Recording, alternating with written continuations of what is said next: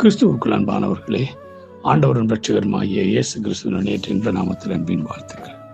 நாம் தொடர்ச்சியாக வறுமையை உடைக்கிற புரட்சிகரமான ஆசீர்வாதத்தை குறித்து தான் நாங்கள் தியானித்து வருகிறோம். நேற்றைய தினத்தை நாங்கள் பார்த்தோம், ஆண்டவராய் இயேசு கிறிஸ்து இவ்வாறு ஒரு சிறுவனுடைய 5 அப்பத்தை 2 மீனை கொண்டு பல்லாயிரக்கணக்கான ஜனங்களை போஷித்தார் என்று சொல்லி நாங்கள் பார்க்கிறோம். இந்த நாளில் நாங்கள் பார்க்கிறோம், பிரியமான தேவனுடைய பிள்ளைகளே, மார்க்கு 8ஆம் அதிகாரத்திலே இன்னும் ஒரு சம்பவம் நடக்கிறது. அங்க ஆண்டவராக இயேசு கிறிஸ்து 3 நாளாய் பிரசங்கம் பண்ணி கொண்டிருக்கிற பொழுது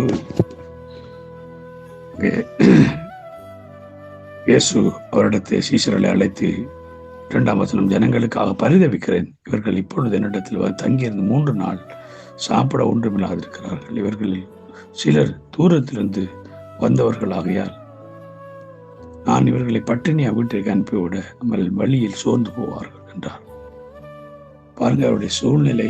அந்த ஜனங்கள் 3 நாள் இருக்கிறார்கள், அவர்களுக்கு சாப்பாடு இல்லை, போனால் வழியில சோர்ந்து போவார்கள் என்ற ஆண்டு அவர்களுக்காக பரிதவிக்கிறதை குறித்து பார்க்கணும். இந்த சூழ்நிலையில தான் இயேசு கேட்கிறாரு.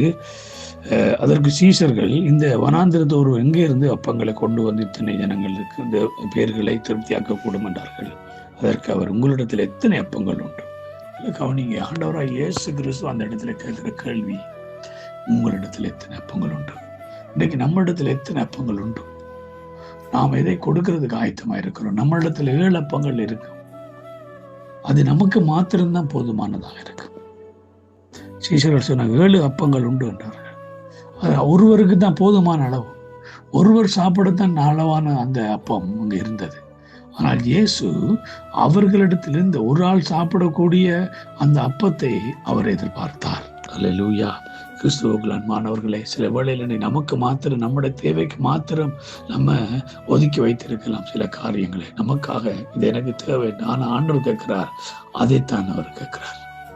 நம்மிடத்தில் உள்ளதை, நமக்கு தேவையானதை அவர் கேட்கிறார். நமக்கு தேவையான அத்தியாவசியமானதை நம்ம அவருக்கு கொடுக்கும் பொழுது கர்த்தர் நம்மளை போஷிக்கிற மாத்திரமல்ல, அங்கே இருக்கிற 4000 பேரை போஷித்தார். அல்லேலூயா. அங்கே சாப்பிட்ட திருப்தியான 4000 புருஷர்கள் இருந்தார்கள். நீங்கள் நானும் ஆண்டவருக்காக அந்த புரட்சிகர மாற்றத்துக்கு நம்ம ஒப்பு கொடுக்க வேண்டும். வறுமை உடைக்கிற அந்த புரட்சிகர மாற்றத்துக்கு நானும் நீங்களும் காலடி வைக்க வேண்டும். அப்படி நம்ம செய்யும் பொழுதுதான் அங்கே ஒரு மிகப்பெரிய ஒரு ஆசீர்வாதத்தை நாங்கள் பார்க்க முடியும். 7 கூட நிறைய மீதியான துணிக்கைகள் சேர்த்தார்கள். இதே காரியத்தை தான் அப்போஸ்தலர் 4ஆம் அதிகாரத்தில் பார்க்கிறோம்.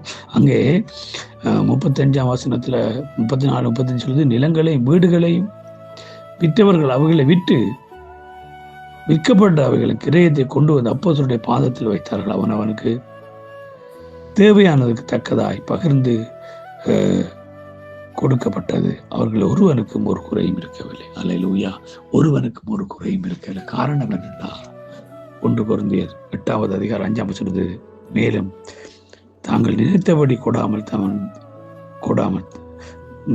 நாங்கள் நினைத்தபடி கொடாமல் தேவனுடைய சித்தத்தின்படி முன்பு தங்களை தாமே கர்த்தருக்கும் பின்பு எங்களுக்கும் ஒப்பு கொடுத்தார்கள். அல்லேலூயா. முதலாவது அவர்கள் தங்களை கொடுத்ததுனாலதான் தங்களிடத்தில் உள்ளது அப்போஸ்தலருடைய பாதத்தில் வைக்க முடிந்தது. அல்லேலூயா.